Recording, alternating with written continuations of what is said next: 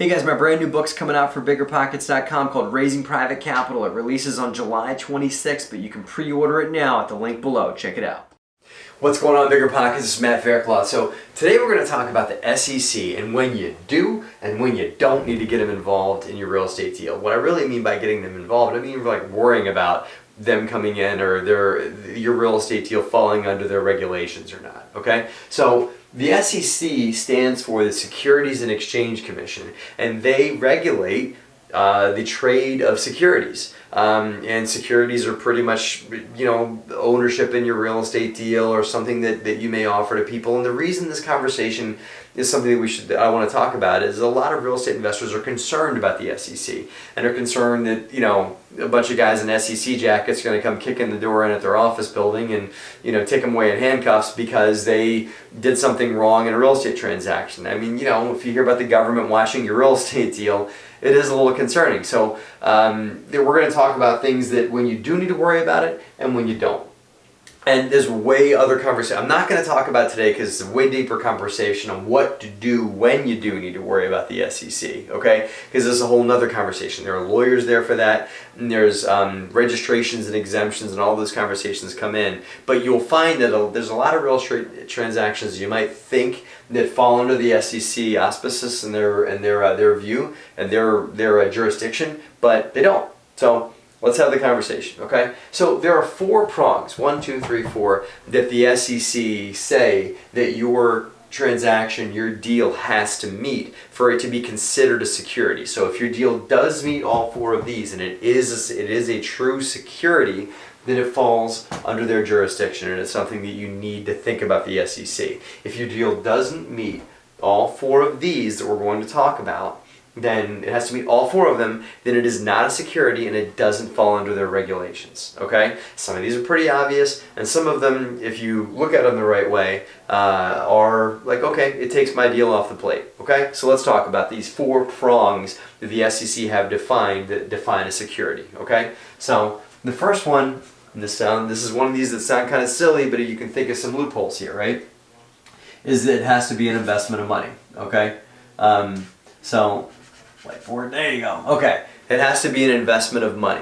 So if it is an investment of money where people are putting money into your deal, okay, then it does. Now, let's think of a time that it doesn't. When would someone be an owner of a company where they didn't put in money? Well, let's say you own a gym or a barbershop or whatever, and you want to bring somebody in to come work for you in your barbershop, and you give them a little bit of ownership of the barbershop in exchange for them coming to work there and put their efforts into. They didn't put any money into the deal. So they didn't put in money, and they're putting their sweat equity. They're putting their know-how, their knowledge. So it's not an investment of capital. And so because it's not an investment of capital, it's not a security. Now in the real estate business, that perhaps, let's say a property manager and a contractor decided to go into business together. They didn't put any money in, they just decided to link their businesses and put sweat equity together. So sweat equity, if everyone puts in sweat and nobody puts in money, this isn't very common, but if everybody's putting in sweat and no money goes into the initial business, then that transaction is not a security. So let's just say sweat equity disqualifies you over here, okay? Now, the second thing is for the expectation of profit. Okay, now yet again, that sounds like, well, why wouldn't people want profit? Let me give you an example. Okay, if they do want profit, I'm doing a little smiley face, that means they do want it, okay?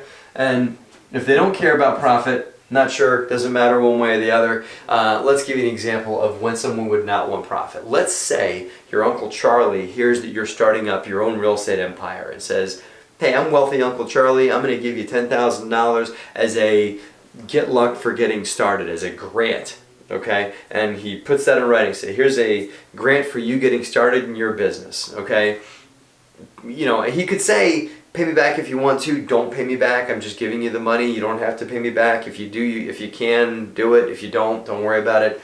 But that is that is not a security because there's no expectation of profit. There's no expectation of getting their money back. Okay. There are other organizations like Kickstarter, as I believe you can just put your business out there. People, if they believe in what you do, they can give money to you on those types of sites. Now, they just believe in what you're doing. They don't expect a profit, perhaps. And if someone's giving you money and they expect profit from you, what you're doing is a security, because that is the security is an investment of money for the expectation of profit. If there's no expectation of profit and it's clear and it's documented, they don't expect profit, then your deal is not a security. Okay. Now, let's get into the real ones that really matter in real estate. These last two are the ones that really apply to the real estate business. Okay, so is an investment of capital for the expectation of profit into a common enterprise. Okay.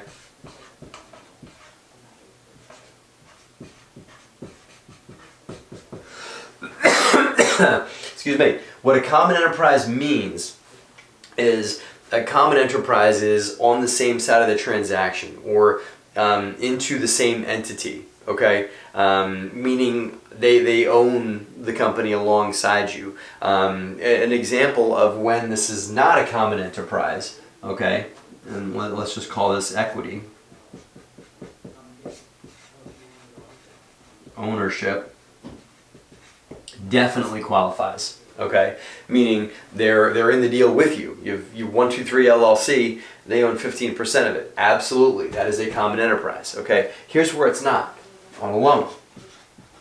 And I've had loan officers try and tell me that if I go and solicit money from a private lender that's loaning money to me on a deal with a mortgage and a flat interest rate, that's an SEC regulated transaction, and it is not. Here's why. Because it's not a common enterprise. That lender is not on the same side as me. They don't own shares of this enterprise as I do. They are their own enterprise. And they're also, believe it or not, a lender is actually an adversary to the borrower, because, you know, what can a lender do if you don't pay them? They can come and take the property. They can come get they can become, it can become an adversarial relationship. So it's definitely not common. Although it can be friendly, you can pay them their interest, but their interests are not the same as yours. Their interest is to make a flat interest rate on the money and come and take the property and their collateral if you don't pay. Okay, that is their interest. Your interest is to complete your project, pay them what you have to pay them, and nothing more than that. Okay, so it is not a common enterprise. So equity ownership of your project is something where the SEC does get involved, and loans are not. So that clarifies this for a lot of you folks that are wondering, well, if I borrow money from my Uncle Charlie or that guy that I went to high school with, do I have to call the SEC? No, you don't. That's why, because it's not a common enterprise. And by the way, these 4 prongs are on the SEC's website as discloses what defines a security. The reason why you don't have to call the SEC on these is because it's not a security. Okay? Now, the third one is from the efforts of another.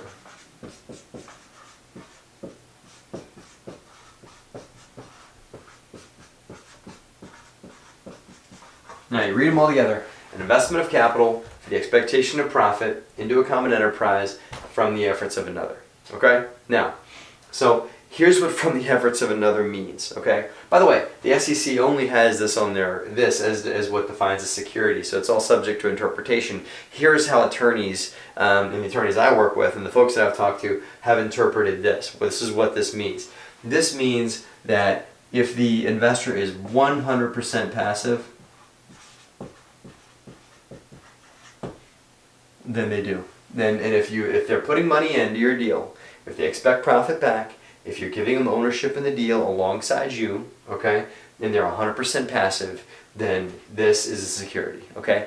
Passive means that they're not doing any effort. They're not doing anything. There is no effort, here's the word, that they're putting forth to generate this. No effort from them to create the profit, okay? So here's how you work around that. If you don't want to file with the SEC, if you and the guy you went to high school with get together and he says, I'm going to put in $50,000 and I expect profit, and I want 25% ownership of your company, and I will keep the books. It's not passive. If he's going to keep the books, if he's going to do something on the regular basis, maybe not as often as you are, and you say, okay, great, I'm going to put in sweat, and I expect profit too, and I'm going to take equity ownership, and I'm going to do a lot of the running around on the deal, and I'm going to be the one that shows the property and meets with the contractors, and this, let's just pretend this is a fix and flip or something like that. If you're more of the legs and you're not putting any money in and this person's putting all the money in, as long as they have some provable involvement, and that involvement should be documented in the operating agreement, should be in writing, not just, oh, I expected him to keep the books. As long as they have a job, a role, something that's documented that it says their role, their effort is to do these documented things, item 1 through 4 in the operating agreement, then it's not a passive investment, even if their involvement is less than yours is. Okay? This is active. Okay, so any one of these, if any one of these are not met, it's not a security. The SEC doesn't get, you don't need to worry with the SEC, okay? If it's an active investment, if it's a loan, if they don't expect profit back, and if they're putting in only sweat, okay? So any of these disqualify you. If all of these are met, money, profit, equity, and passive, then it becomes a security. Now, my hope is that this clears this up. Now, there's a whole other conversation that comes up on what you do once these, if you've got a deal that checks all 4 of these boxes. Whole nother conversation that we can get back to that you guys should check out later on BiggerPockets, and there's a lot of other folks that talk about SEC regulated deals, and I've got some stuff out there too on that. In my book that I have coming out with BiggerPockets is a whole bunch of stuff on this, so check that out. It's called Raising Private Capital, and my book talks about a lot of this stuff. So that's it. I wanted to, let's get some comments going. My hope is that it clears things up for you guys, because there's a lot of clouds, a lot of fear maybe around the SEC. My hope is that it clears a lot of that up for you guys. So leave comments below. We can get some chatter going on SEC and maybe deals you have that maybe there's some gray area we can discuss too, and I can help you work through that as well. So thanks for watching, guys, and have a great profitable week.